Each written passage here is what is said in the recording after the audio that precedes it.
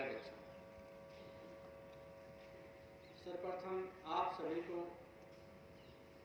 गणतंत्र दिवस के इस पावन पर्व पर बहुत सारी शुभकामनाएं, ढेर सारी बधाई।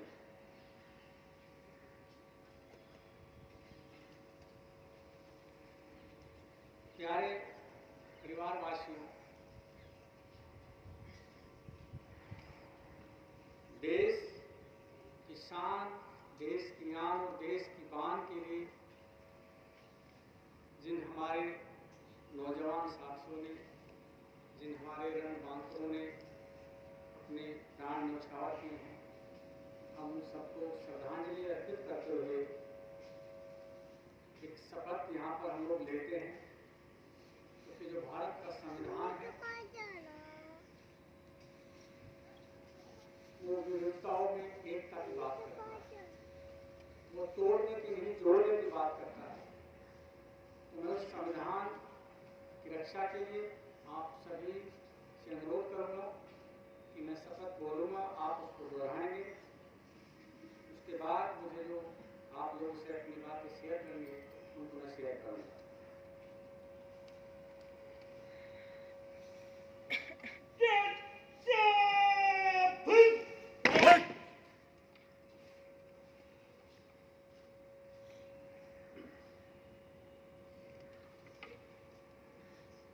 हम भारत के लोग भारत को एक संपूर्ण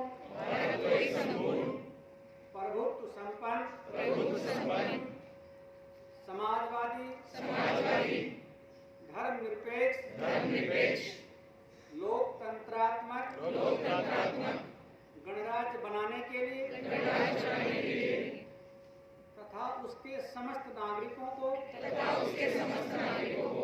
सामाजिक, आर्थिक और राजनीतिक न्याय, विचार, अभिव्यक्ति, विश्वास, धर्म, उपासना की स्वतंत्रता, प्रतिष्ठा और अवसर की समता प्राप्त करने के लिए तथा उन सब में व्यक्ति की गरिमा, राष्ट्र की एकता और अखंडता सुनिश्चित कराने वाली बंधुता को बढ़ाने के लिए दृढ़ संकल्प होकर अपनी इस सभा में एतद द्वारा इस संविधान को अंगीकृत अधिनियमित आत्मार्पित करते हैं। सभी का धन्यवाद।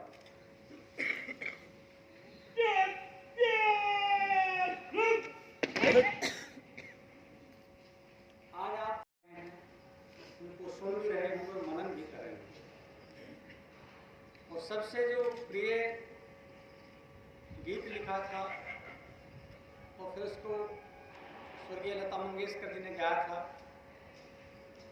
कि है मेरे वतन के लोगों, जरा आंख में भर लो पानी, जो शहीद हुए हैं उनकी जरा याद करो कुर्बानी। इससे आगे की जो लाइन उन्होंने लिखी थी कि तुम भूल न जाना उनको, इसलिए कही ये कहानी, जो शहीद हुए हैं उनकी जरा याद करो कुर्बानी।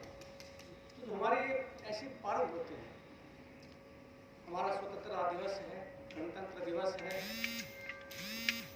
वैसे तो हर भारतीय के दिल और दिमाग के अंदर उन जो हमारे शहीद हुए हैं उनकी प्रतिमा हमेशा रहनी चाहिए, मगर ये 2 दिन जो चुने गए हैं ये विशेष दिन इसलिए चुने गए हैं कि हम उनको भूल ना सकें, उनको याद रखें, उनकी कुर्बानियों को, उनकी जिंदादिली को, कि जिन्होंने अपनी उस कम उम्र होते हुए भी, जिस उम्र में हम लोग सपने देखते हैं, जिस उम्र में हम लोग आगे की राह चुनते हैं, उस उम्र में उन्होंने देश को ऊपर कुर्बान होने की राह चुनी।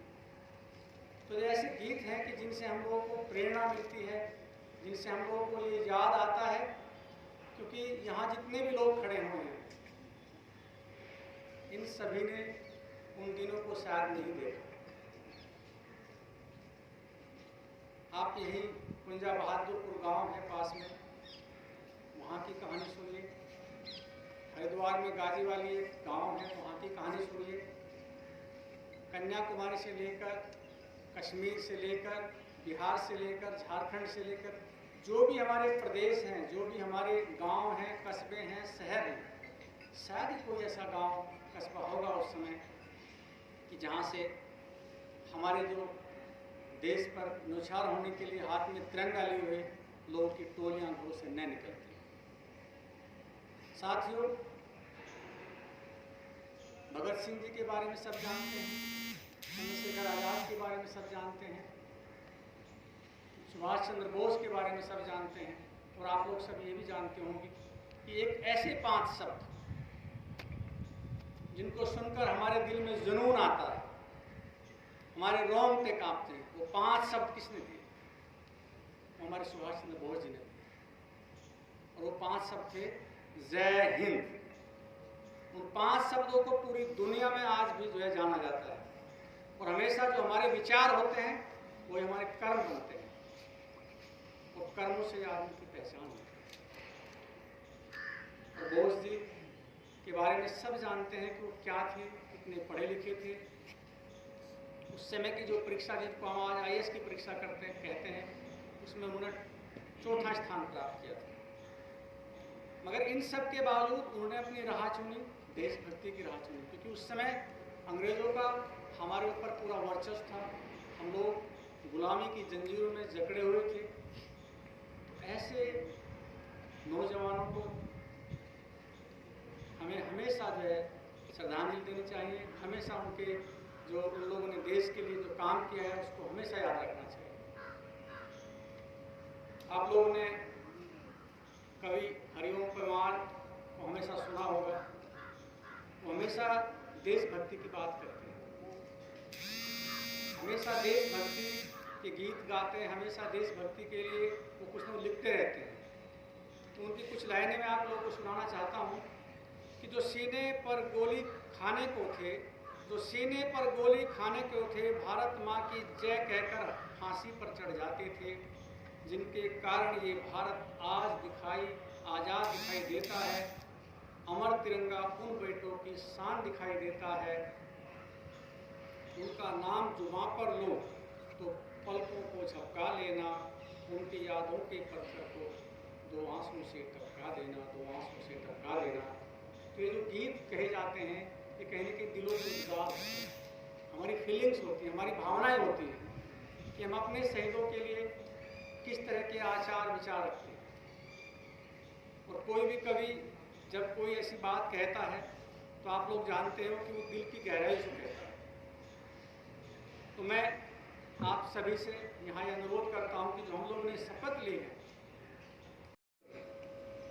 का ऐलान भी किया गया, और आप लोग सब जानते होंगे कि ये हमारे सर्वोच्च पुरस्कार है। इनसे सर्वोच्च पुरस्कार हमारा एक है, पहले वो भारत रत्न होता है, उसके बाद में हमारे फिर ये 1, 2, 3, 4 करके पुरस्कार आते हैं। ये आपको मिल सकते हैं, ये आपको भी मिल सकते हैं, आपको मिल सकते हैं, मगर उनके लिए समाज की सेवा और मानवता की रक्षा करने के लिए कार्य करने होते हैं।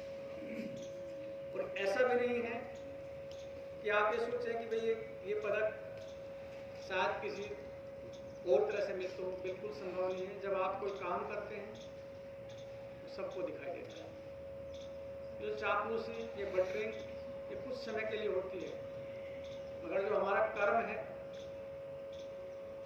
जो हमारा विचार है, वो सबको नजर आने लगता है।